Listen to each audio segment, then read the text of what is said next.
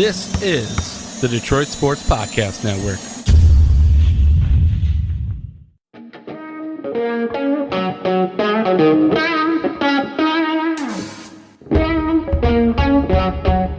The biggest icon in podcasting.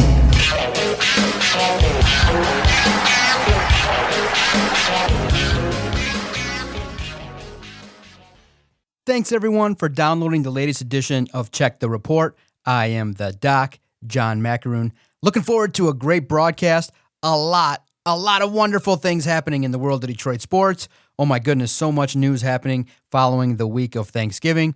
You had Michigan finally get over the hump against Ohio State. The Tigers made their splash signing. Was it Carlos Correa? Unfortunately, no.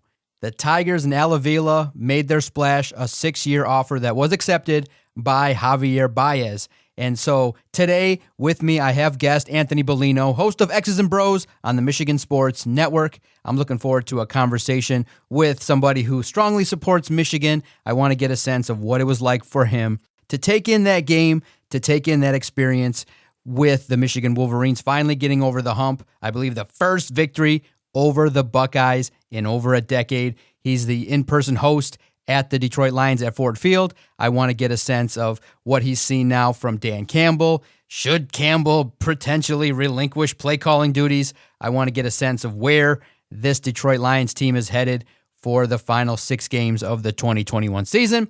And I want to get a sense in his reaction to one of the biggest free agent signings in Major League Baseball. The Detroit Lions took a turn. Now, it's real interesting in that the fan reaction online, based on what I saw on our Twitter page at Detroit Podcast, a little bit mixed, and I really like it because it's going to really boil down to how Javier Baez performs in his time in Detroit. The real interesting nugget on that contract is he has a 2-year out clause. Potentially after 2 years, if he blows up, if he does well, then potentially other suitors can come in and potentially handle business. So I want to get a sense and I want to get a feel of how Anthony feels about the contract and how the Tigers rebuild has now moved forward based on a couple of the offseason moves that were made. So stay tuned. Check it out. Anthony Bellino coming up right now. Nice to hear somebody with the positivity that you bring to the table. And I just want to let you know I appreciate you for that.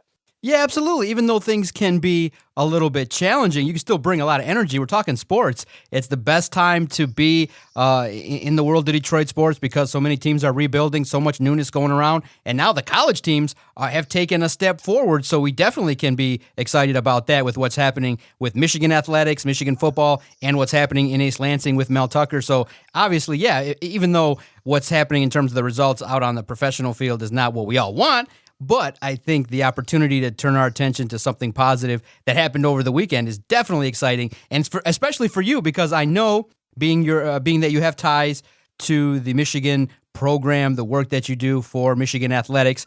What was it like for you now to see the Wolverines finally break the drought, seeing a dominant performance last weekend at Michigan Stadium?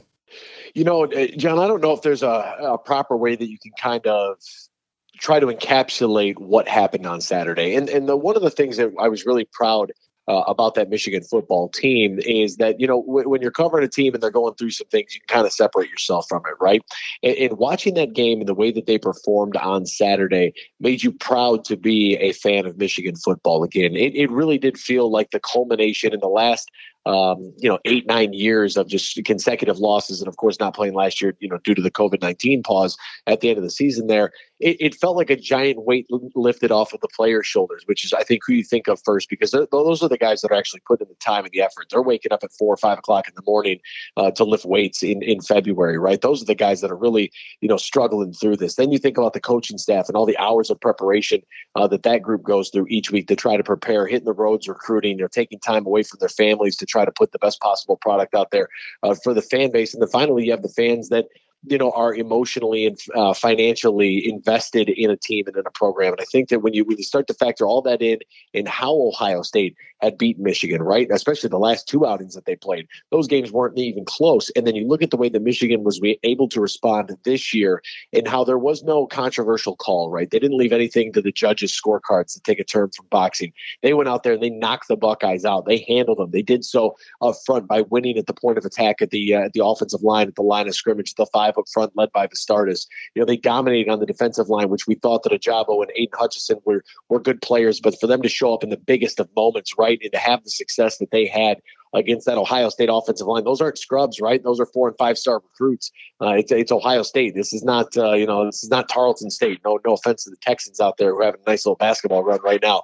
But this is big time, high major college football. This is Power 5 football. This is a team with championship aspirations, and for Michigan to win that football game and to do so in the fashion that they did, I just feel it's satisfying because it's that giant proverbial rock lifted off of the shoulders of everyone who associates with Michigan football. Yeah, especially in the manner in which the game went down. You had a power running attack in the trenches, dominating, and just the offensive attack that was established by Michigan all season long, not just against the Buckeyes, was really positive because it harkened back to a lot of people's memories of Michigan football. Dominating on defense, performing well, having a player like Aidan Hutchinson step up on the biggest moment, and especially when you look at a player like Hutchinson, I really have talked about it all week in regards to the fact that this is a player that could have bolted to the NFL. I think that following a disappointing season last year, that he could have been a player that could have looked out for himself and said, look, I'm injured. Let me go let me go grab the cash right now. But he came back to Michigan. There was unfinished business to handle. And you could see the attitude that the Michigan team had. You saw the scuffle in the, at halftime in the tunnel. So it was just a different attitude completely that you saw from Michigan all year. And the rhetoric was different in that they openly talked about, we're preparing for Ohio State. This is important. And I think after the global pandemic, I think seeing that performance and then seeing the result of that was really special to see all the fans and supporters rushing the field. I think it was a special moment for the program.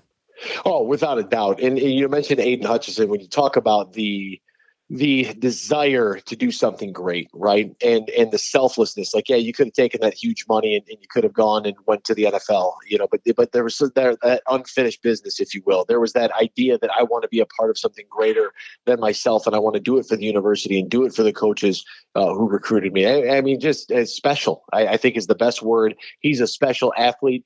Special character, you don't have to worry about anybody getting in any trouble or anything like that. Like just every facet, every way you could look at it, it was just, it's just special, and special for the fans, of course, because they're the ones that, like I said, they're emotionally invested into this thing, and they're the ones that, have to take all the smack talk. I live close to the border, so I'm used to it. I'm surrounded by Buckeyes. I've been dealing with this for a long time. And it's funny, John, I didn't get very many tweets on Sunday. They weren't tweeting me on Saturday night like they usually do after the game. John, I was wondering where everybody was at. I kind of felt lonely out here. I thought like everybody forgot about me or something. But, Aidan Hutchison, the player that he is, and what he brings to the table defensively, how he affects the rest of that defense, right? Because, a lot of times, we always talk about this with offense. When you have a really good number one wide receiver, sometimes that opens up opportunities. Think about like, I don't know, if you're thinking about Marvin Jones Jr. and teams keen on that. How did that open up opportunities for guys like Kenny Galladay and for guys like Golden Tate, for example? How does Aidan Hutchison then allow the rest of the defense to flow behind him because he is such a focal point of every single offensive attack? What does that do, for this defense that includes guys like Rod Moore, who played well, like Brad Hawkins, like Daxton Hill, like Vincent Gray in the back end? Because of that pressure, how does the secondary now have more time to react in the ability to keep guys in front of them? David Ajabo on the other side of the line, what does that do for him? Junior Colson being a freshman All-American, RJ Moten coming in and playing some really good football there as well. You look at maybe like Donovan Jeter on the defensive line. What does that do for him by having a guy like Aidan Hutchinson, who is that important on the defensive side of the football? I just think it opens up opportunities across the board. And I think that everybody, it's their responsibility then to capitalize on that opportunity. And that's exactly what they did on Saturday. Yeah. And when you look at it for head coach Jim Harbaugh, you look at all the struggles and trials and tribulations, not being able to secure the big victory. And now after 7 seasons, finally getting that win, that elusive win over Ohio State. I think you kind of felt that weight lifted off of his shoulder to get that first one under his belt, especially now hearing him talk after the game, kind of taking a little dig at Ryan Day, kind of feeling that bravado after a home victory in front of the home crowd in that fashion. What did that victory mean for head coach Jim Harbaugh? No, I think it means everything. And I think you look back to this past off season and the changes that they made for the coaching staff and bringing in Coach McDonald on the defensive side and what Sharon Moore has done with the offensive line and Mike Hart. There was a guy that if we go back in time, Mike Hart didn't have necessarily maybe the best feelings towards Michigan when he was coaching at Indiana. And okay, you're a rival coach, but what bringing him in did to that running game, moving his own son, Jim Harbaugh's son, moving him off of the running backs position and allowing Mike Hart to take control of that room. And we saw what I think is a vast improvement by those guys because they can look at somebody who has already done it, right? Somebody who lived that life that they are living currently. So I think it takes a lot to swallow your pride, to take a little bit of a pay cut, and then be able to say, hey, the bonus money that I'm going to make, I'm going to put that back into the athletic department for people who lost money because of the COVID pandemic and how that affected our entire athletic department. I think that's an incredible gesture from Jim Harbaugh. But this win means everything to him because he hadn't been able to do it, right? And that was the one thing, everybody wanted to talk about. You can't beat Ohio State. You've struggled against Michigan State. You haven't, you need directions to Indy. That was something that always bothered me hearing is that it's not like he wasn't trying. He just didn't have success. Stanford wasn't great when he got there. He turned that around. The San Francisco 49ers weren't great when he got there. He got him to a Super Bowl. The man can coach football. And I just think that a lot of times when you lose, especially in the way that they had lost with Don Brown as the defensive coordinator, things weren't going well. He had to make a change. Sometimes you got to swallow your pride and do that. He did. Sometimes you got to go backwards and go forwards. They did. And I'm incredibly happy for him because you could tell in how he was emotional with basketball coach Juwan Howard after the game. Those two sharing an embrace and the connection that those two have and realizing that it's not a football school or a basketball school. This is Michigan, and this is what we do. We're going to support one another, and I really think that that's bled over to a lot of universities. They see that camaraderie. Juwan being down there on the field after the game to celebrate with them, and he said, what are they going to say now? And I think that moment, that big smile on Harbaugh's face, I think said it all. It's important, and it's exciting for him. Well, what they're going to say is you have to go to Indy via 75, US 24, and I-69 South. Being that I've been there, being a Spartan supporter, I can tell you guys it's very fun to get down to Indy, and very similar circumstance in that when Michigan State earned their way to the college football playoff, which is a great place to be, they had to defeat Iowa, and I'll never forget that moment because it was a hard-fought game which came down to the wire and saw Michigan State come down late with a great epic drive that got them and propelled them to the playoff. So now for Michigan, they are there. They're in Indy. They got to close the deal. What are the keys for Michigan to not kind of have that hangover, that quote-unquote trap game against a team that's, obviously I think Michigan's better than Iowa, but potentially if you don't bring your A game, Iowa can do some things. John, let me just touch on this real quick because I say this tongue in cheek a lot on the radio, but I really do mean it. I strive to be fair and honest. And as you mentioned, you're a Michigan State supporter. I am a Michigan supporter. I'm an employee of the university, right? So there is a tie there. But at the end of the day, you have to be honest if you're going to cover this on a regular basis. And I might lean towards the maize and blue, but I can be honest about it. And I would share my opinion with you on this podcast or whatever else I may do. I would share it the same way I would share it to the coaching staff if they were sitting in the room. I believe in a little bit of accountability here within the media. And I wanted to give your guy, Mel Tucker, a big round of applause and a congratulations for winning Big Ten Coach of the Year. And I saw there's a lot of people comparing the two. Yep. And look, folks, it's possible both guys can be great at the same time. Tom Izzo and Juwan Howard can be great for college basketball. Mel Tucker and Jim Harbaugh can be great for college football. I truly am a firm believer in high tides raise all ships. I really do believe in that. Mel Tucker has been great for Michigan State. He earned those Coach of the Year honors. So kudos to your guy out there in East Lansing because it's been a really fun story to follow along with. Now on to the Iowa train. I don't think that this Michigan team is taking this game lightly. I don't believe that they're just going to believe that they think that they can show up and win. I think they're going to prepare, and I think that Iowa's going to have a really long night on Saturday night. I truly do. I mean, we're talking about an Iowan offense that just cannot move the football. They really struggle. They average just shy of 300 yards per game. You might think, oh, that's pretty good. 121 on the ground, 177 through the air. They haven't seen Michigan yet, and the way that Michigan's defense was able to keep Ohio State's deep ball threat in front of them. Sure, they surrendered some yards. I mean, Ohio State had two wide receivers that went over 100 yards, but they held them to under 30 points. They nullified the run game with Travion Henderson. That was a big play game breaker kind of guy. I don't think Iowa's anywhere near prepared for Ajabo and Hutchison coming off the edges. I think the secondary has a big day and turns some of those opportunities that they had in the Buckeyes game. I think they turn those actually into turnovers against Iowa. And I think the key for Michigan's offense is continue to do what you do. I don't fear really Iowa's defense all that much because I don't think that their offense is going to give their defense a chance, right? And I know statistically speaking, the Iowa Hawkeyes are very comparable to the Michigan Wolverines in yards per game, points per game surrendered, what they give up on the ground, what they give up through the air. I think Michigan's offense is too versatile for this Iowa defense, and I just think that they're going to be out on the field way too long. Hassan Haskins and what that offensive line for Michigan proved on Saturday, I think carries over this weekend in Indy. And thanks for the directions, by the way. Yeah, absolutely no problem. As it stands now, the college football playoff projections have it, if Michigan were to indeed win the Big Ten championship, is probably 1 Georgia, 2 Michigan, 3 Alabama, and 4 Cincinnati. So where can Michigan take this? I mean, you saw the play all year. They're peaking at the right time. Health has been on the side of Michigan right now, unfortunately losing Ronnie Bell early in the season. But, ahead of the college football playoff, if they're able to get there, potentially speaking, is the matchup you guys want Alabama if they're able to potentially, if they do falter against Georgia, maybe they stay, maybe they fall out of that position. But is of those 3 teams, is the matchup against Alabama something you'd want? I'm interested in that because I don't know if a 2-loss Alabama team gets in with Cincinnati, because if Oklahoma State handles business in the Big 12 championship game, I don't know how they would keep the Big 12 champion out. Notre Dame's an interesting wrinkle too, and how the committee views what the Fighting Irish are now that they just lost their coach to LSU. I mean, this is why I don't like committees choosing things. I want conference champions in an expanded playoff, John. I will die on this hill. But if I'm Michigan, a 2-3 matchup against Cincinnati, I would be okay with a 2-3 matchup against Oklahoma State if they make Cincinnati 4 and have Georgia taking them on. And we're just assuming that Cincinnati, Georgia, and Michigan, Oklahoma State handle business this weekend. So I think that Cincinnati is a favorable matchup for Michigan. Oklahoma State is a favorable matchup for Michigan. But let's say somehow Alabama wins and beats Georgia and they get in with Georgia, Michigan, and Cincy or Oklahoma State.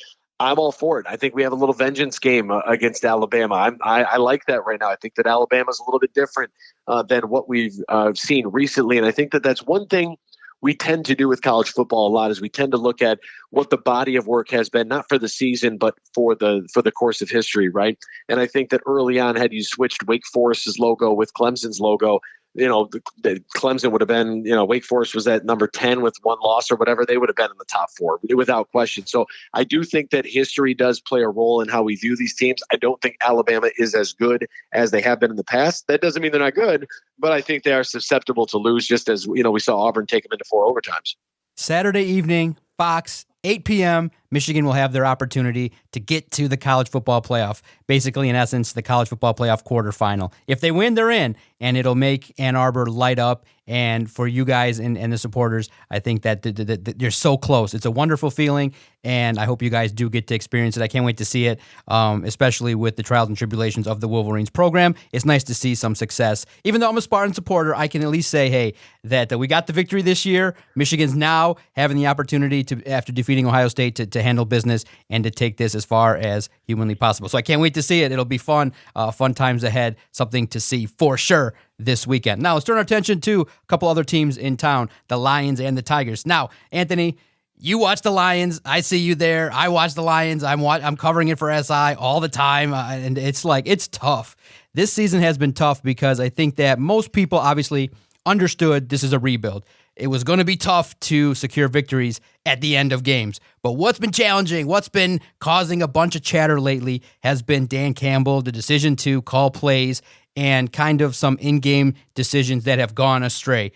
How have you viewed the Lions, not in terms of the whole season, but just after the bye? Obviously, they were going to struggle. Dan Campbell said the offense was going to potentially take a deep dive into the offense, have a look at things, but we're still seeing a little bit of conservative play calling on offense. We're seeing 3rd down and long runs. We're seeing kind of the quarterback. I mean, Jared Goff, you saw a deep pass to Josh Reynolds, but they didn't really go back to that against the Bears. An offense that hasn't been able to crack 20 points and a team that's still winless. Where do you see this Detroit Lions team, where they're at currently, as they prepare for the Minnesota Vikings this weekend?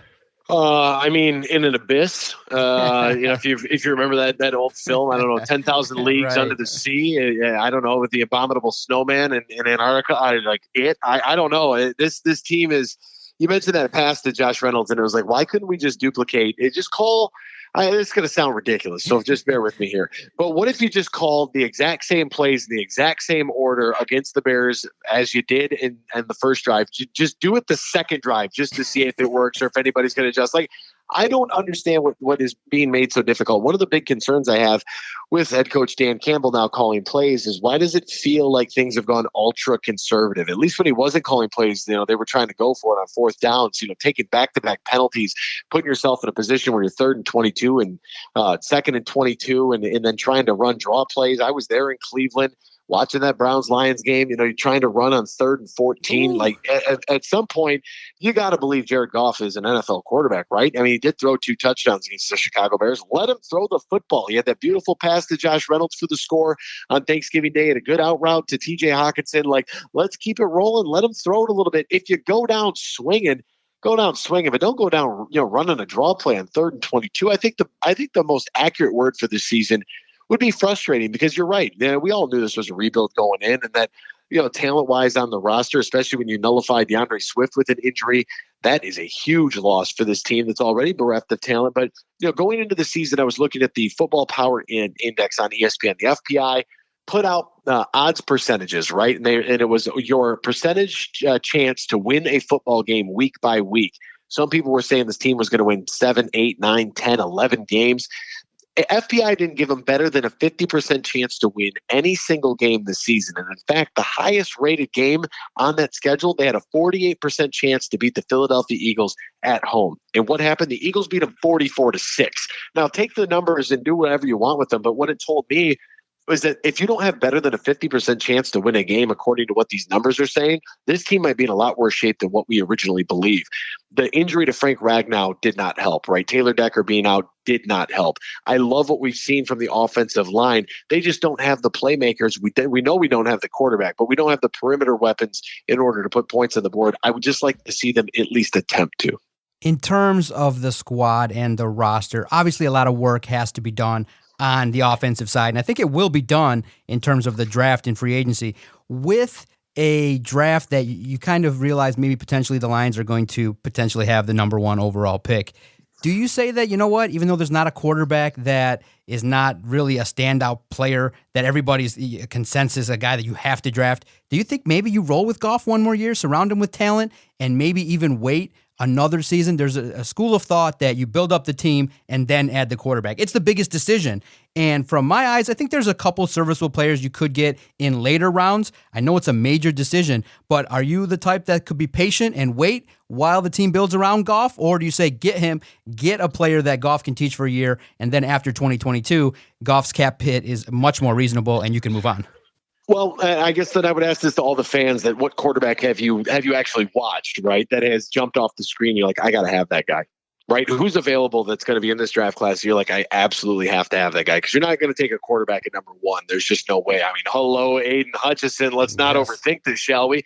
But what are you going to do at number 23, right? What do you want to do in perhaps maybe the second round or maybe in the third round? What quarterback is going to drop, if at all? Because we all know that when you get to draft season, quarterbacks are highly, overvalued, and they start shooting up draft boards left and right. Like nobody's played a game, but it's the second week in February, and all of a sudden somebody's climbed 15 spots on Mel Kiper's, 6.0 draft board. It's like, well, how did that happen? So I really do wonder at what point, if there is somebody available, where do you try to go in maybe the second, third, fourth round? Is there somebody there that you're like, hey, you know what, we're going to take this guy on a flyer. We don't have to commit a ton of money based on, where we're drafting him. So we're not committing a huge chunk of change to the quarterback room, for a team that we have a lot more needs to address right away. I would like to see the rest of the team be good. I think that Tua Tagovailoa, you look at his rookie season, that Miami defense and special teams unit, they were winning games. I mean, the defense was getting turnovers, special teams making plays. Like, it was beautiful. Tua had to come in and just don't throw the ball to the other team and you might be okay. You look at what Mac Jones has been able to do this year with the New England Patriots. You're going to a very structured veteran organization. They know how to win. They've been doing it for years. it's a lot different than hiring a first-year head coach and a first-time GM, although John Dorsey being there with Brad Holmes, I think does give you a pretty good feeling. Chris Spielman, his leadership as well. I don't think you address quarterback early. I just think you have to I'm of the school of thought, try to build the rest of the team first and put that young person in position to be successful. Maybe you could counter that with the Cincinnati Bengals, what they were able to do they've said, we'll go Joe Burrow. We won't go offensive line in the draft. We're going to address that in free agency, and we're going to go Jamar Chase right off the bat and give him a weapon. And it seems to be working out pretty well so far. I mean, Joe Burrow's been playing very well. The Cincinnati Bengals have been playing pretty well. So you can kind of go back and forth with the school of thought, what works, what doesn't. Josh Allen, Buffalo Bills, pretty good defense, have a run game, pretty good complement. Dak Prescott, there's the guy that you drafted to be a quarterback in waiting. So I think you go the in-waiting route, try to repair the rest of the roster first. If you want to take a quarterback this year, do it in the later rounds. You're not committing a huge chunk of change to that position.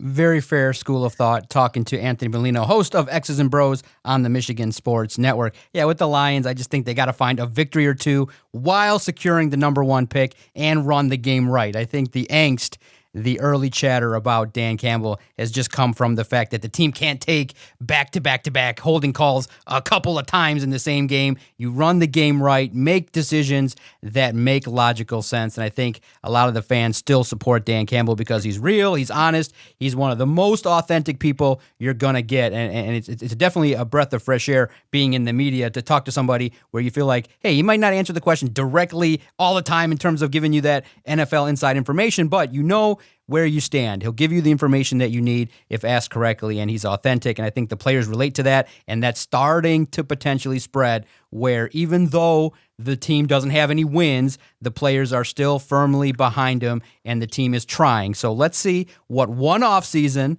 with Brad Holmes and Dan Campbell looks like, and let's see if the team can get to 5 to 7 wins next year and can run the game right and make a couple less mistakes. I think the fans will be a lot more happier moving forward. Now, one last thing, I definitely have to get your opinion. News of the day on Tuesday. I woke up, I'm an early riser, 6:30, 6:45. I'm thinking, okay, maybe just please, maybe out there it's going to be reported that the Tigers signed Carlos Correa, and it didn't happen. I opened my eyes, had to wipe the crusties away, and it was 2:00 in the morning. There's breaking news that it's Javier Baez that the Tigers are targeting. And for me, I'm just the regular fan. I'm like, no, there's the best guy out there that has a tie to your manager. How do you not get Carlos Correa? That's the guy. I know spending $300 million isn't easy, but there's no cap.